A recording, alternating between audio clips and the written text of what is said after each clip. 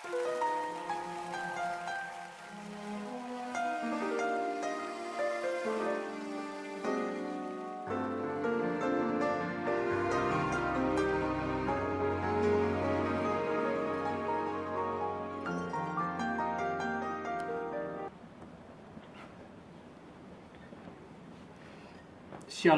Bapak Ibu Saudara-saudaraku yang dikasihi oleh Tuhan, dimanapun Bapak Ibu berada. Saya berharap kita semua sehat dan selalu ada dalam lindungan Tuhan. Pada kesempatan yang indah ini, saya rindu mengajak kita untuk bersama-sama merenungkan kebenaran firman Tuhan. Tapi sebelumnya, mari kita bersatu dalam doa. Bapa kami yang di sorga, kami bersyukur Tuhan buat kebaikan Tuhan, penyertaan Tuhan dalam hidup kami, sehingga kami masih ada hingga pada saat hari ini ya Tuhan. Kesempatan yang indah ini kami rindu belajar bersama-sama kebenaran firman-Mu. Dalam nama Tuhan Yesus kami sudah berdoa. Haleluya. Amin. Pembacaan firman Tuhan kita hari ini terambil dari Injil Lukas pasal 24 ayat 13 sampai dengan yang ke-35. Sekali lagi, pembacaan firman Tuhan kita hari ini terambil dari Injil Lukas pasal 24 ayat 13 sampai dengan yang ke-35. Saya akan membaca firman Tuhan ini bagi kita semua. Bapak Ibu Saudara, silakan menyimaknya di rumah masing-masing. Demikian bunyi firman Tuhan. Yesus menampakkan diri di jalan ke Emmaus. Pada hari itu juga dua orang dari murid-murid Yesus pergi ke sebuah kampung bernama Emmaus yang terletak kira-kira 7 mil jauhnya dari Yerusalem. Dan mereka bercakap-cakap tentang segala sesuatu yang telah terjadi. Ketika mereka sedang bercakap-cakap dan bertukar pikiran, datanglah Yesus sendiri mendekati mereka, lalu berjalan bersama-sama dengan mereka. Tetapi ada sesuatu yang menghalangi mata mereka, sehingga mereka tidak dapat mengenal Dia. Yesus berkata kepada mereka, "Apakah yang kamu percakapkan sementara kamu berjalan?"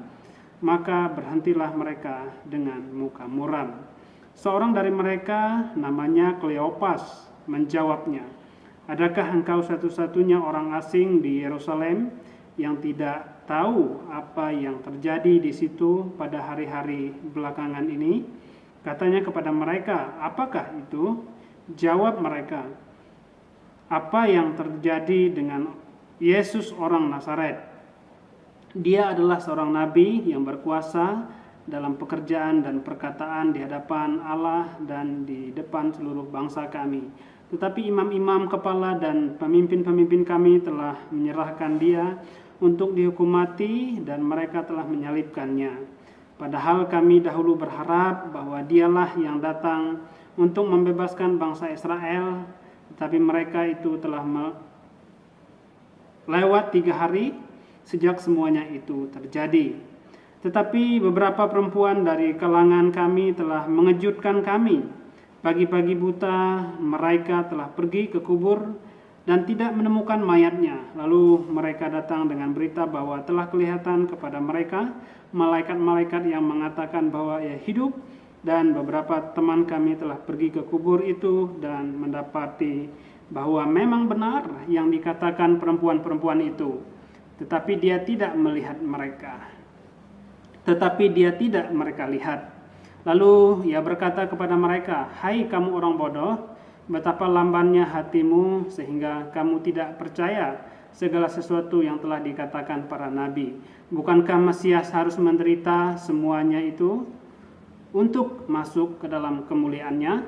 Lalu ia menjelaskan kepada mereka apa yang telah tertulis tentang dia dalam seluruh kitab suci, mulai dari kitab Musa dan segala kitab nabi-nabi. Mereka mendekati kampung yang mereka tuju, lalu ia berbuat seolah-olah hendak meneruskan perjalanannya. Tetapi mereka sangat mendesaknya, katanya, "Tinggallah bersama-sama dengan kami, sebab hari telah menjelang malam dan matahari hampir terbenam." Lalu masuklah ia untuk tinggal bersama-sama dengan mereka. Waktu ia duduk makan dengan mereka, ia mengambil roti, mengucap berkat, lalu memecah-mecahkannya dan memberikannya kepada mereka. Ketika itu terbukalah mata mereka dan mereka pun mengenal dia. Tetapi ia lenyap dari tengah-tengah mereka. Kata mereka seorang kepada yang lain, bukankah hati kita berkobar-kobar ketika ia berbicara dengan kita di tengah jalan dan ketika ia menerangkan kitab suci kepada kita? Lalu bangunlah mereka dan terus kembali ke Yerusalem. Di situ mereka mendapati ke-11 murid itu. Mereka sedang berkumpul bersama-sama dengan teman-teman mereka. Kata mereka itu, sesungguhnya Tuhan telah bangkit dan telah menampakkan diri kepada Simon. Lalu kedua orang itu pun menceritakan apa yang terjadi di tengah jalan dan bagaimana mereka mengenal dia pada waktu ia memecah-mecahkan roti. Demikian jauh pembacaan firman Tuhan kita hari ini. Berbahagialah kita yang membaca, merenungkan, serta melakukannya dalam kehidupan kita hari lepas hari. Nah, Bapak Ibu Saudara-saudaraku, kita akan belajar bersama-sama dari satu tema, yaitu Yesus tidak meninggalkan kita. Yesus tidak meninggalkan kita. Saya yakin dan percaya bahwa setiap kita pasti pernah mengalami yang namanya permasalahan hidup. Setiap kita pasti pernah mengalami yang namanya masalah dalam kehidupan kita. Sehingga ketika seseorang sedang mengalami masalah dalam hidupnya, tentu saja kita memahami bahwa seseorang tersebut sedang menjalani masa-masa yang sulit di dalam kehidupannya. Apalagi kalau masalah yang dia alami itu adalah berkaitan dengan penyakit contohnya. Salah satu contoh yang sedang terjadi pada saat ini adalah berkaitan dengan virus corona. Seperti yang kita tahu bahwa virus corona ini sangat berbahaya sekali. Sangat mengancam kehidupan semua orang. Bahkan kalau virus corona ini tidak segera diatasi, dicegah penyebarannya, maka bisa membahayakan bagi semua orang dimanapun kita berada. Nah, Bapak Ibu Saudara-saudaraku yang dikasihi oleh Tuhan, para murid, kalau kita melihat, mereka juga pernah mengalami suatu permasalahan di dalam kehidupan mereka. Dan masalah yang sedang mereka alami, yang menimpa mereka, cukup, ya bisa dikatakan sangat sulit. Kenapa? Ketika peristiwa penyaliban Yesus, maka mereka sangat terpukul. Mereka sangat tertekan, mereka khawatir, mereka takut, mereka cemas, bahkan seolah mereka kehilangan harapan mereka untuk tetap bisa hidup di dunia ini. Kenapa? Mereka harus menjalani kehidupan sendirian, tidak bersama-sama dengan Yesus, Sang Guru mereka yang mereka kasihi. Dan bahkan kalau kita melihat bahwa ada salah satu perempuan yang bernama Maria Magdalena, di mana kalau kita melihat kesehariannya dia sangat dekat dengan Yesus. Dia sangat mengetahui kehidupan Yesus. Tetapi ketika Yesus menampakkan diri kepada Maria Magdalena, dia juga tidak mengenal Yesus. Dia tidak mengetahui bahwa itu Yesus. Bahkan dia mengatakan bahwa yang dia lihat itu adalah seorang yang sedang menjaga taman pada waktu itu. Di sini kita bisa melihat bagaimana masalah yang kita hadapi, masalah yang para murid hadapi, masalah yang Maria Magdalena hadapi, membuat pengenalan akan Yesus menjadi pudar di dalam kehidupannya. Sehingga kita bisa belajar, seringkali masalah yang kita hadapi membuat kita tidak menyadari bahwa Yesus sedang bersama-sama dengan kita. Nah, ketika kita kembali ke pembacaan firman Tuhan kita hari ini, di mana ayat yang ke-15 dikatakan bahwa ketika mereka sedang bercakap-cakap dan bertukar pikiran, datanglah Yesus sendiri mendekati mereka, lalu berjalan bersama-sama dengan mereka. Tetapi ada sesuatu yang menghalangi mereka, sehingga mereka tidak dapat mengenal Dia. Nah, Bapak Ibu Saudara-saudaraku yang dikasihi oleh Tuhan, pada bagian ini juga menjelaskan bahwa kedua murid yang sedang berjalan menuju ke sebuah kampung yang bernama Emmaus juga mengalami hal yang sama. Mereka berdua mengalami masalah dalam kehidupannya. Mereka berdua takut, mereka berdua cemas, mereka berdua khawatir. Sehingga mereka tidak menyadari bahwa Yesus sedang bersama-sama dengan mereka. Yesus bercakap-cakap dengan mereka di tengah jalan pada waktu itu. Bahkan kalau kita melihat, mereka berdua mengatakan bahwa itu adalah orang asing. Di sini kita melihat bagaimana masalah yang mereka hadapi membutakan mata mereka sehingga mereka tidak mengenal Yesus yang sedang bersama-sama dengan mereka. Nah, apa yang dialami oleh kedua murid juga pasti dialami oleh kita sebagai orang-orang percaya masa kini. Ya. Seringkali ketika masalah datang, ketika masalah menimpa hidup kita, terkadang apa? Kita tidak mengenal Tuhan yang sedang bersama-sama dengan kita, yang hadir bersama-sama dengan kita. Kita lebih fokus kepada masalah kita. Kita lebih fokus kepada diri kita lebih fokus kepada kemampuan kita. Sehingga apa? Kita khawatir, kita takut, kita cemas, kita bimbang. Dan di sini kita bisa menyadari bahwa bukan Tuhan yang mengendalikan kehidupan kita, tetapi kitalah yang menjadi pengendali dari kehidupan kita. Di sini pengenalan kita akan Tuhan diuji, bahwa kita belum sungguh-sungguh mengenal Tuhan. Nah, tetapi Bapak Ibu Saudara-saudaraku yang dikasihi oleh Tuhan, di ayat yang ke-30 di sini sangat menarik. Waktu ia duduk makan dengan mereka, ia mengambil roti, mengucap berkat, lalu memecah-mecahkannya dan memberikannya kepada mereka. Ketika itu terbukalah mata mereka dan mereka pun mengenal dia, tetapi ia lenyap dari tengah-tengah mereka.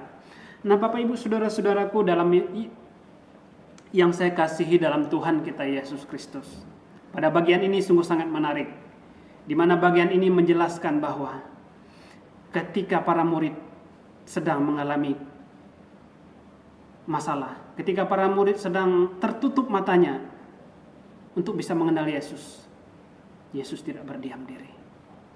Yesus yang memulai, Yesus yang ingin supaya kedua murid tadi bisa mengenal bahwa orang yang sedang bersama dengan dia, orang yang dianggap mereka sebagai orang asing yang bersama dengan mereka berdua, kedua murid tadi adalah Yesus. Kalau kita melihat apa yang Yesus lakukan di sini, bagaimana Yesus mengambil roti, Yesus mengucap berkat, dan Yesus membagikannya kepada kedua murid. Sehingga kalau kita melihat bagaimana disinilah titik tolak kehidupan dari kedua murid itu. Yang sebelumnya tadi adalah mereka khawatir, cemas, takut, dan menganggap Yesus sebagai orang asing. Melalui peristiwa yang Yesus lakukan, mata mereka terbuka. Hati mereka berdebar-debar, dan bahkan mereka mengatakan bahwa orang yang mereka anggap adalah orang asing yang sedang bersama-sama dengan mereka itu adalah Yesus. Sehingga di sini kalau kita melihat bagaimana kedua murid benar-benar mengenal Tuhan. Pengenalan kedua murid akan Yesus menjadi nyata dan bahkan menjadi sempurna hanya melalui satu peristiwa, yaitu ketika Yesus memecah-mecahkan roti. Nah, Bapak Ibu Saudara-saudaraku yang dikasihi oleh Tuhan, seringkali pengalaman kita akan Tuhan itu menjadi nyata, menjadi sempurna, dan kita diingatkan kembali ketika Yesus sendiri yang datang kepada kita. Kita lupa untuk mengundang Yesus hadir di dalam kehidupan kita pada saat kita sedang mengalami pergumulan hidup. Sehingga melalui peristiwa pemecahan roti ini, kedua murid menjadi mengerti dan mengenal bahwa yang bersama-sama dengan mereka adalah Yesus. Bapak Ibu Saudara-saudaraku yang dikasihi oleh Tuhan, di ayat yang ke-32 dikatakan, kata mereka, seorang kepada yang lain? Bukankah hati kita berkobar-kobar ketika ia berbicara dengan kita di tengah jalan dan ketika ia menerangkan kitab suci kepada kita? Inilah yang menjadi titik tolak di dalam perjalanan mereka. Ketika Yesus hadir kepada mereka, di tengah-tengah mereka, Yesus memecah-mecahkan roti. Mata mereka terbuka dan mereka menyadari ketika mereka mendengar Yesus berbicara dan menerangkan kitab suci kepada mereka. Mereka menyadari bahwa itu adalah Yesus. Nah, hal yang sangat menarik bahwa dari peristiwa ini perjalanan mereka berubah. Yang sebelumnya sangat menakutkan dan bahkan mereka sangat khawatir, sangat sedih, cemas, tetapi melalui peristiwa ini perjalanan mereka berubah dan bahkan mereka menjadi semangat pada waktu itu, sehingga di ayat yang terakhir bahwa menjelaskan melalui peristiwa itu mereka segera meninggalkan tempat itu. Dikatakan di ayat yang ke-33, lalu bangunlah mereka dan terus kembali ke Yerusalem. Di situ mereka mendapati ke-11 murid itu. Mereka sedang berkumpul bersama-sama dengan teman-teman mereka. Kata mereka itu, sesungguhnya Tuhan telah bangkit dan telah menampakkan diri kepada Simon. Lalu kedua orang itu pun menceritakan apa yang terjadi di tengah jalan dan bagaimana mereka mengenal dia pada waktu ia memecahkan roti. Bapak Ibu saudara-saudaraku yang dikasihi oleh Tuhan, di sini kalau kita melihat bagaimana proses perjumpaan kedua murid dengan Tuhan, ketika mereka berjumpa dengan Tuhan, ketika mereka mengenal Tuhan secara pribadi dalam hidup mereka tidak berdiam diri, mereka pergi dan menceritakan kepada orang lain peristiwa pengenalan mereka akan Tuhan, menceritakan bagaimana Yesus memecah-mecahkan roti dan membagikan itu kepada mereka. Oleh sebab itu Bapak Ibu saudara-saudaraku, saya yakin dan percaya bahwa ketika kita berada di posisi para murid, pasti kita juga melakukan hal yang sama. Ketika kita sudah berjumpa dengan Tuhan, ketika kita sudah mengalami Tuhan dalam hidup kita, saya yakin dan percaya kita juga rindu menceritakan itu semua kepada orang lain, sehingga orang lain juga bisa merasakan hal yang sama apa yang kita lakukan, apa yang kita alami, yaitu perjumpaan kita dengan Tuhan. Kiranya masalah yang sedang menimpa kita saat ini, yaitu berkaitan dengan virus corona, telah menyadarkan kita semua bahwa Yesus juga ingin kita mengundang Dia masuk ke dalam kehidupan kita, datang ke rumah kita. Karena kalau tidak, Yesus akan tetap menjadi orang asing di dalam kehidupan kita, dan Dia tidak akan pernah masuk ke rumah kita dan makan bersama-sama dengan kita seperti yang dialami oleh kedua murid tadi. Dan kiranya melalui perjumpaan kedua murid tadi menjadi pelajaran penting bagi kita bahwa Yesus sedang berjalan bersama-sama dengan kita. Yesus sedang bercakap-cakap bersama dengan kita. Yesus sedang hadir di tengah-tengah kita dalam kita menghadapi pergumulan hidup ini. Dan biarlah pengalaman perjumpaan kita secara pribadi dengan Tuhan menjadi pengalaman yang ilahi untuk diberitakan kepada orang lain, sehingga orang lain diberkati melalui kehidupan kita dan nama Tuhan dipermuliakan. Nah, Bapak Ibu saudara-saudaraku, melalui kebenaran firman Tuhan ini, kiranya Bapak Ibu semua diberkati oleh Tuhan. Dan untuk mengakhirinya, saya rindu bernyanyi bagi kita semua melalui sebuah pujian yang berjudul Tuhanlah Pengharapanku, di mana pujian ini diciptakan oleh abang sepupu saya yang bernama Nikodemus Rindin, di mana dia menciptakan pujian ini di tengah pandemi virus corona ini. Seperti yang kita tahu bersama-sama bahwa setiap orang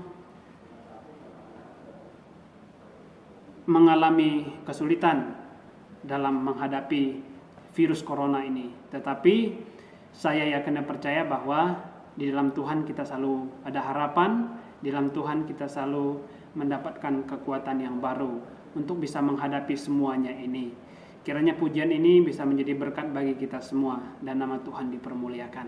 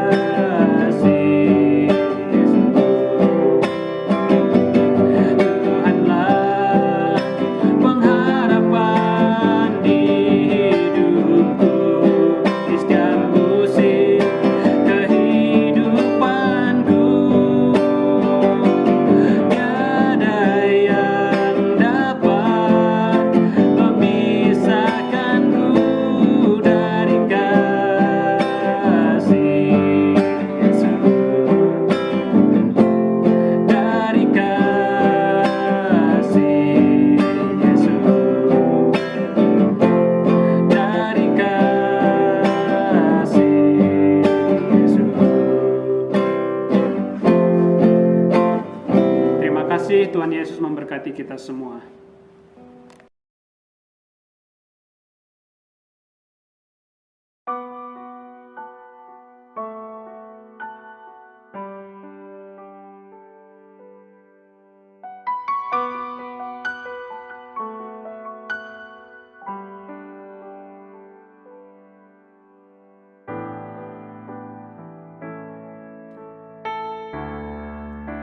Into your hands I commit again.